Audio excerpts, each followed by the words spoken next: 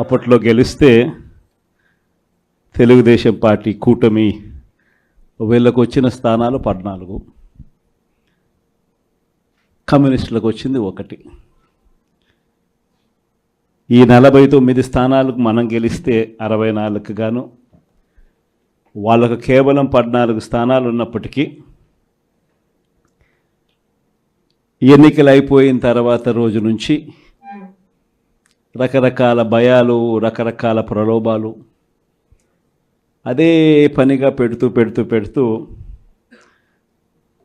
ఒక 11 మందిని మాత్రం భయపెట్టో ప్రలోభాలు పెట్టో తీసుకోవడం జరిగింది.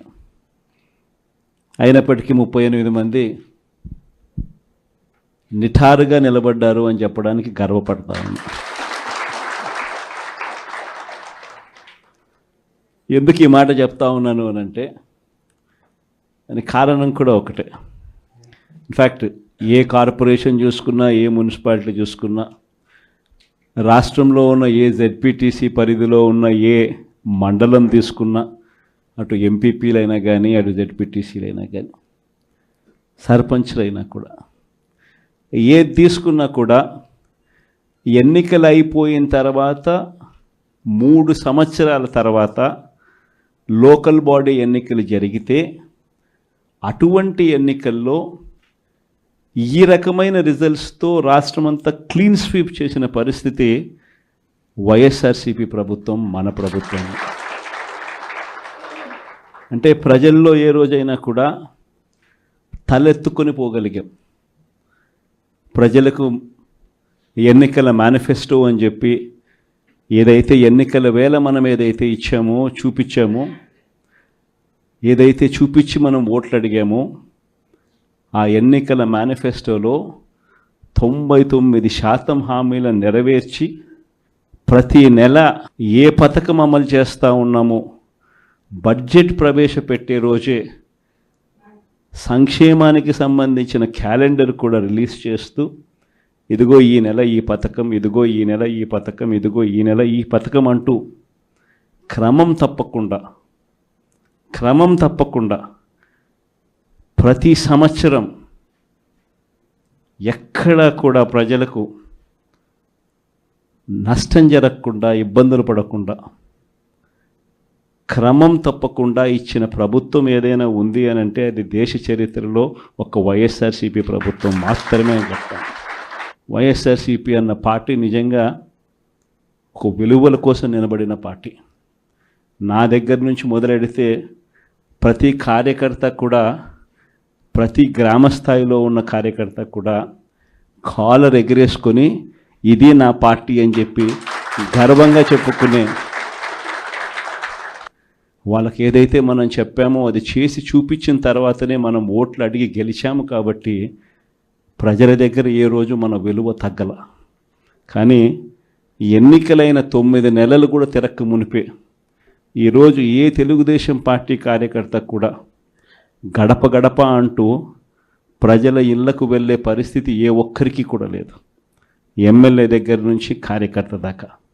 కారణం, ఏ గడపకు వెళ్ళినా కూడా వీళ్ళు ఎన్నికలకు ముందు ఇచ్చిన వీళ్ళ మేనిఫెస్టో సూపర్ 6లు, సూపర్ 7లు ప్రజలు వీళ్ళకి ఇలా చూపించి, ఆ ఇంట్లో నుంచి ఒక చిన్న పిల్లాడు బయటకు వస్తాడు, నా 15,000 ఏమైంది అని అడుగుతాడు. ఆ ఇంట్లో నుంచి 2 పిల్లలున్నా, 3 పిల్లలున్నా ప్రతి పిల్లాడు బయటకు వచ్చి ఆ తెలుగుదేశం పార్టీ ఇంటికి వచ్చిన తెలుగుదేశం పార్టీ నాయకుడిని, కార్యకర్తను ఆ పిల్లాడు కూడా ప్రశ్నిస్తాడు, నా 15,000 ఏమైంది అని. వీళ్ళింటికి పోయినప్పుడు ఆ పిల్లల తల్లులు ప్రశ్నిస్తారు, నా 18,000 ఏమైంది అని చెప్పి. 50 ఏళ్ళు నిండిన వాళ్ళు వచ్చి ప్రశ్నిస్తారు, నాకు 50 ఏళ్ళకే పెన్షన్ ఇస్తానన్నా నా 48,000 ఏమైంది అని చెప్పి. అదే ఇంట్లో 20 ఏళ్ళ పిల్లోడు,